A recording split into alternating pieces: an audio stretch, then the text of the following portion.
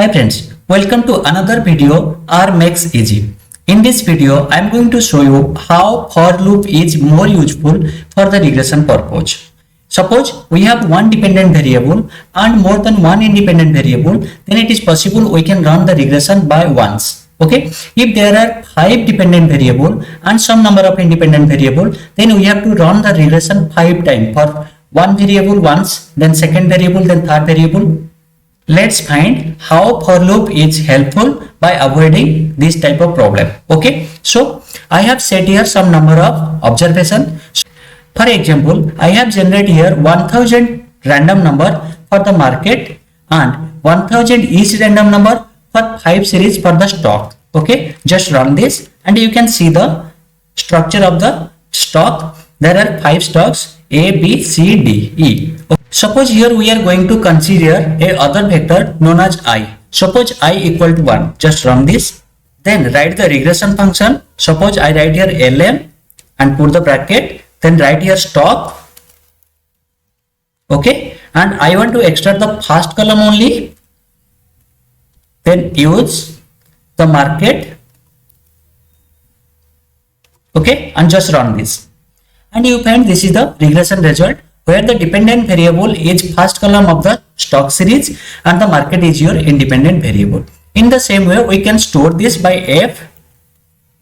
Just run this and we can summarize the result of the F, and we can summarize the result of X by using summary.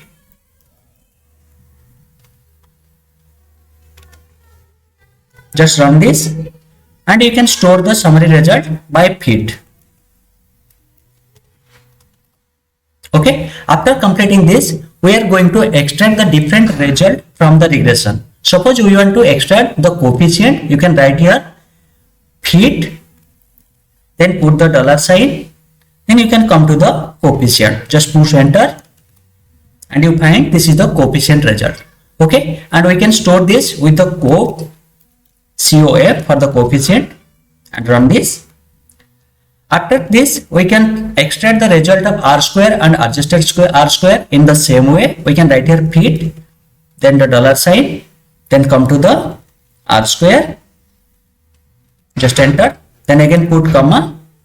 Just run this again. Okay, this is the R square result. In the same way, you can extract the adjusted R square also. You can use your fit, then put dollar, then come to the adjusted R square, push enter. Okay, this is the result of adjusted R square. And we can also extract the value of BIC. I write here BIC, and inside this we can write here F, and this will be your BIC value. You can write here F or fit, whatever. I am just going to combine these two results, R square and adjusted R square, by the help of C bind. So what I have to do, I can write here C bind. Okay, just put the bracket, put here one comma. Okay, then you can close the bracket and you find this is a C bind. Actually there are 2 column and 1 row. We can rename this column. For rename this column, we can write it. We have to store this. So suppose we are going to store this with R. Okay, so right now I can change the column name of R. So I can write here column names inside the R. Then I can write here C. There is 2 characters, so we have to write here C. The first one will be R square. I can write like this. Then second one will be adjusted R square. So I can write here ADJ. Then the same things. Okay, just run this and you can find how the R look like. The R will be look like this. Okay, so this is how can we identify the R square. Just I am going to add here the row name also. So I can write here the row names of R. Then there is only one row and I want to write the row name as the name of the stock, So I can write here column names of stock. Then I have to write here in which position my dependent variable. My dependent variable is the first column, so I can write here 1. Okay, just run this and just see how our look likes. Okay, it will be show the the row name. In the same way, we can use for the second column and third column. From this point, I want to introduce another things. I have here choose I equal to 1. So in case of 1, I can write here I, and here also I can change to I. Okay, so this will be also give the same result. Just run from here to here, and you also find the same result as the R square. Okay, this is the same result. The next step is how to store all these result inside the for loop, and how can we use the for loop. Suppose for the for loop, I have to write here for. Okay, then start the bracket, and first I have to put here I in 1 is to n number of column of stocks. It means the I stands for 1 is to number of column of stocks. Means here the number of column is 5, and the I is generated from 1 to 5. It means the loop will be first run for the first column, then for second column up to fifth column. If the number of row is number of column of stock is increased, then also it will be run up to the end of the number of column. So start the curly bracket and close the curly bracket at the end of the result. So this is the for loop function. But what happened? Actually, we never find or never extract any of the result from here. But now the question is, how can we extract the result and how can we store the result for every loop? Suppose for a one loop, this will be the result. The coefficient will be stored in the COF, R square will be stored in the R, and the BIC value will be stored in the BIC. But now the question is, how can we arrange all this in a systematic way? For this purpose, we have to use some null data set. Suppose we can set a blank list for the COFF. I have right here COFF, and this is a blank list. So run this, and you can find, just run this, you can find this is a list, but there is no item. Okay, why I am choosing a list? Because just run the coefficient, you can find the coefficient values show some dimension. It means there are some row and some column also exist. Suppose I have run the regression by considering first column, then the result will be like this for the coefficient, and for the second column it also show the same way for this coefficient. But for arranging all these things, we need to arrange this in a separate way. Each coefficient will be stored in a separate list. Okay, so that's why I have used here coefficient, and this is the list, and the bracket is closed. Okay, so just copy this. I have to store all the result in coefficient, so I have to inside the function or at the end of the function, and before this curly bracket close. Okay, I have to write here coefficient because I want to store all this thing in the coefficient. Remember one thing, this is a list.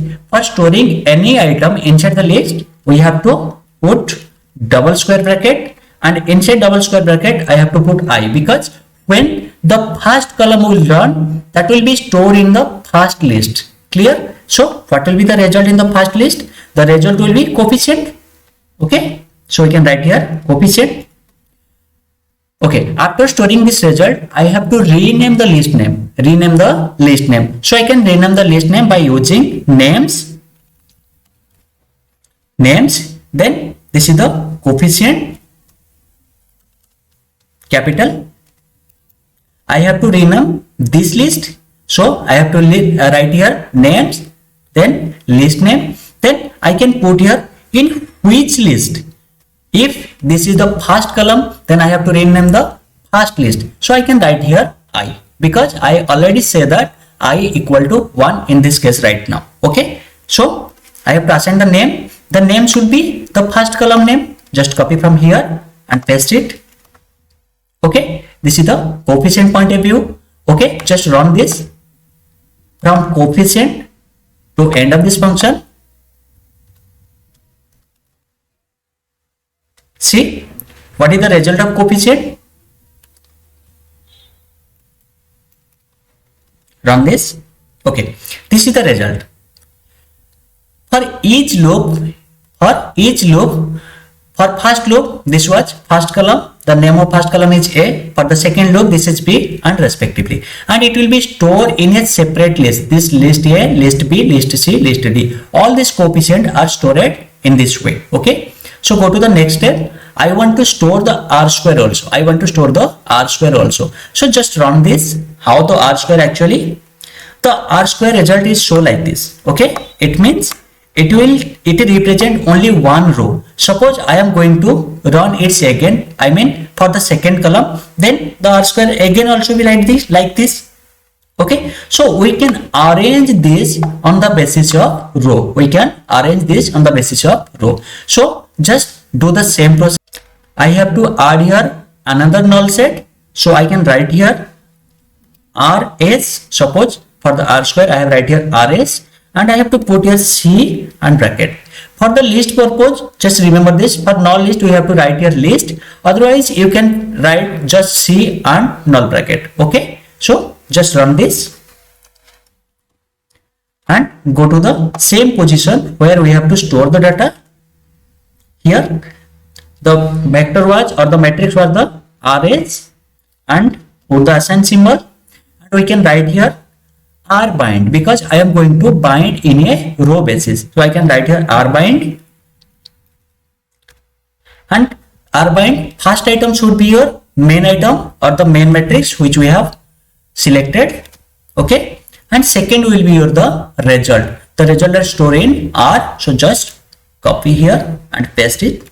Okay, here I have used R bind. Okay, so for the R bind we have to rename also the row name. The R bind here the row is we have to bind, so we have to change the row name. So we can write here row names.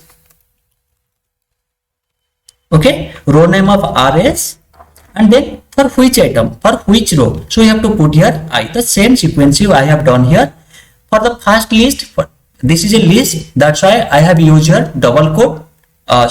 Here I have used here single quote for the list name, and for the row name I have also the same sequence. There is no difference, but difference is we have used here names. We have used here row names because this is row bind. This is a list, that's why we use the list name. We can use simply names. Okay, so what is the next? The next will be if we have to run the first column, then the name will be first column.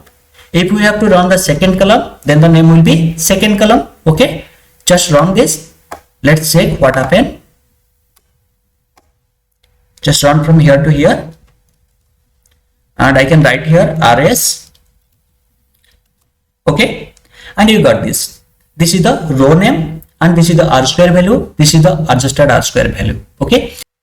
In the same way, we can extract the residual value. So for the residual value, we have to first store the residuals. So suppose we are going to store the residual by the name of RES. Okay, then you can write here receipt. Okay, residuals of F. Just run this. Now the residual is stored in RES, and we have to make a null vector. Suppose RES, this is in capital.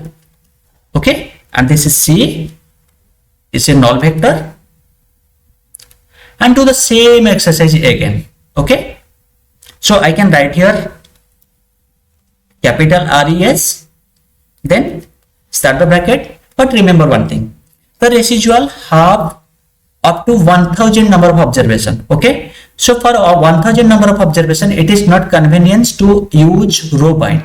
Okay, so we can use in a column bind, and finally we can get the residual by first column for the first company, second column for the second company, third for the third company, and respectively. So I can use here column bind, C bind. Okay, so remember one thing, what happened here, RS, we have to store in RS. So first item was RS. So in the same way, the first item will be RES in this case, and second item will be your result. Our result here, second item. So I can write here. Here we put R bind. That's why we have to change the row name. Here we put column. C bind means column bind. So we have to change the column name. Write here column name. Okay, column names of RES, and Which column? For I, we have already talked about the I. Then assign the column name of the stock. Okay, so run this again from start to end.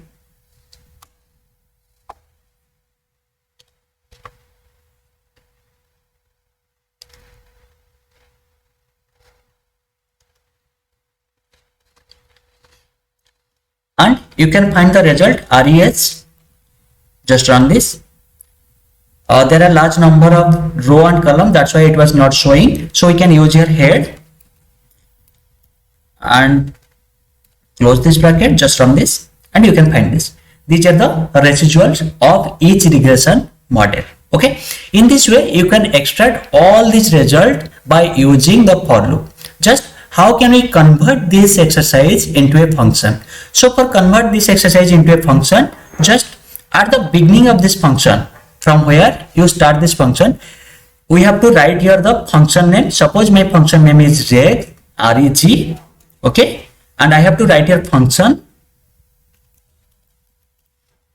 then start the bracket. Remember one thing, in this function what we have to do, what was our inputs? Our inputs, first one was stock and second one was market. So I have to make the input as the stocks and market. I can write here stocks,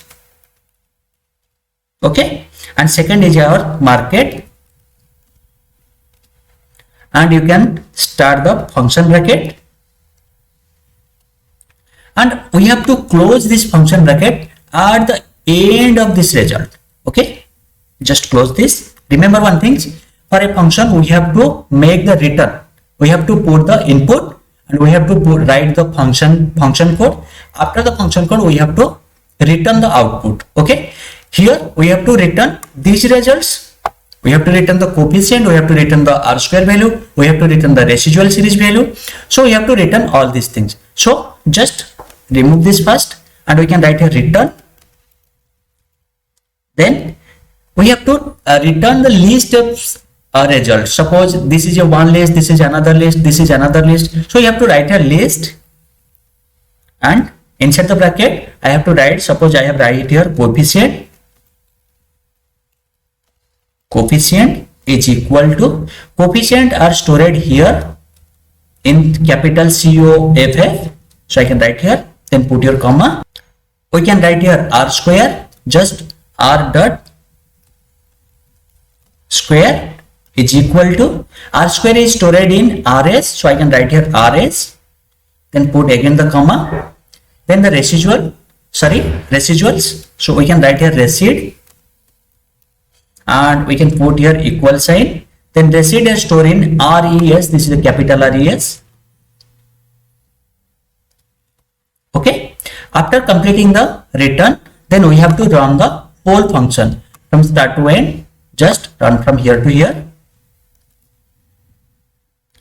Now our function is complete. We have to run this function. Just copy from here,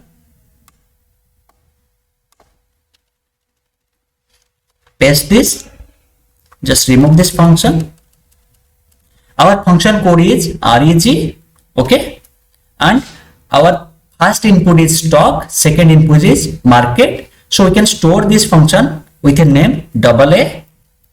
Just run this and you can find these are the elements are stored inside the A. So just you can write here AA, then you can put the dollar, and for the coefficient, if you enter the coefficient, then it will be give the coefficient value.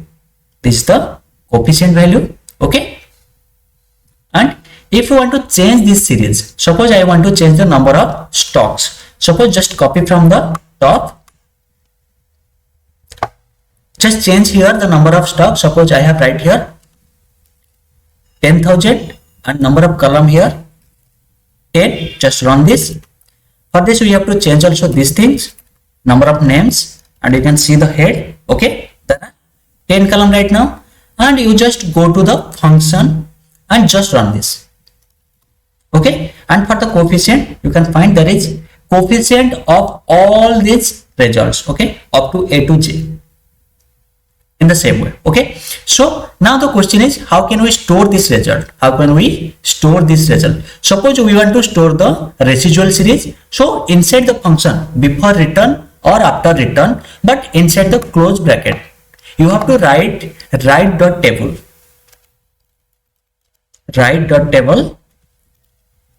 Okay, and inside this you have to write which thing you want to extract. Suppose I want to extract the residual series, so I can write the res here.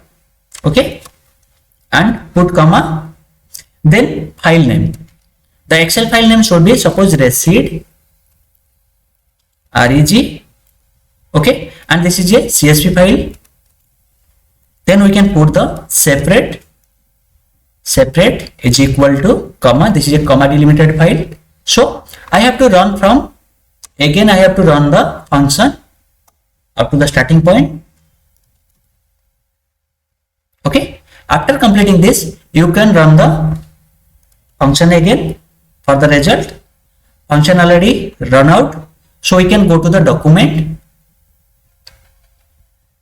and you can find there is a Excel sheet receipt reg. You can open this.